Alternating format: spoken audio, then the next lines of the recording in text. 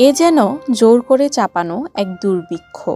আর এই শিশুটি হচ্ছে বিশ্বের সবচেয়ে অসহায় শিশু, যে কিনা পেটের ক্ষুধায় আটা কুড়োচ্ছে। সামান্য একটু আটা দিয়ে তার পেটের ক্ষুধা মেটানোর জন্য চেষ্টা করে যাচ্ছে শিশুটি।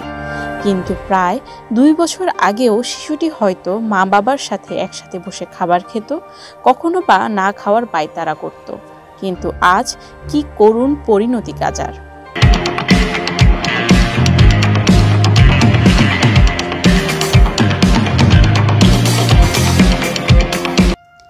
বৃহস্পতিবার গাজার জিকিম ত্রাণ বিতরণ কেন্দ্রে এমনভাবেই আটা সংগ্রহের জন্য হাহাকার চলছিল।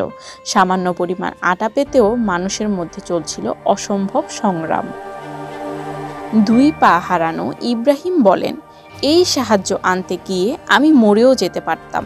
আমি বিশ্বের সব দেশের কাছে আহ্বান জানাই, যুদ্ধ অন্তত কিছু সময়ের জন্য হলেও থামানো হোক। আমি বেঁচে থাকার জন্য এই আটার দরকার, না পেলে আমি মারা যেতাম। অন্যদিকে সিহাম বালুসা জানান, আটা আনার সময় হুড়োহুড়িতে আমি প্রায় পিষ্ট হয়ে যাচ্ছিলাম।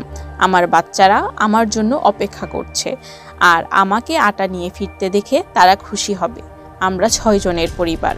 আমার সবচেয়ে ছোট ছেলে কিছুই খায়নি, সেই কারণেই আমি এখানে এসেছি। বুধবার গাজার সরকারি গণমাধ্যম অফিস জানায়, ওই দিন প্রবেশ করা 112টি ত্রাণবাহী ট্রাকের বেশিরভাগই লুট হয়ে গেছে। এর আগে রবিবার জাতিসংঘের বিশ্ব খাদ্য কর্মসূচি WFP জানিয়েছিল, তাদের 55টি ট্রাকের বেশিরভাগই গন্তব্যে পৌঁছানোর আগেই হতাশাগ্রস্ত মানুষের দ্বারা লুট হয়ে গেছে। 2023 সালের অক্টোবরে শুরু হওয়া সংঘাতে এখন পর্যন্ত 111 জন ফিলিস্তিনি খাদ্য সংকটে মারা গেছেন। সাম্প্রতিক সময়ে এই ধরনের ঘটনা বেশি ঘটছে বলে জানিয়েছেন গাজার স্থানীয় স্বাস্থ্য কর্মকর্তারা। মানবিক পরিস্থিতি নিয়ে ইসরায়েল আন্তর্জাতিকভাবে ব্যাপক সমালোচনার মুখে পড়েছে, যদিও তারা গাজায় অনাহার তৈরি করার অভিযোগও অস্বীকার করছে। তবে এই সপ্তাহে ত্রাণবাহী লরি ও আকাশপথে সাহায্য পৌঁছানোর জন্য একটি কৌশলগত বিরতি অনুমোদন করছে।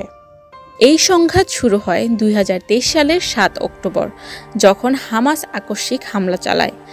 ইসরায়েলের হিসাবে এতে 1139 জন নিহত হয়, যাদের বেশিরভাগই ছিল বেসামরিক।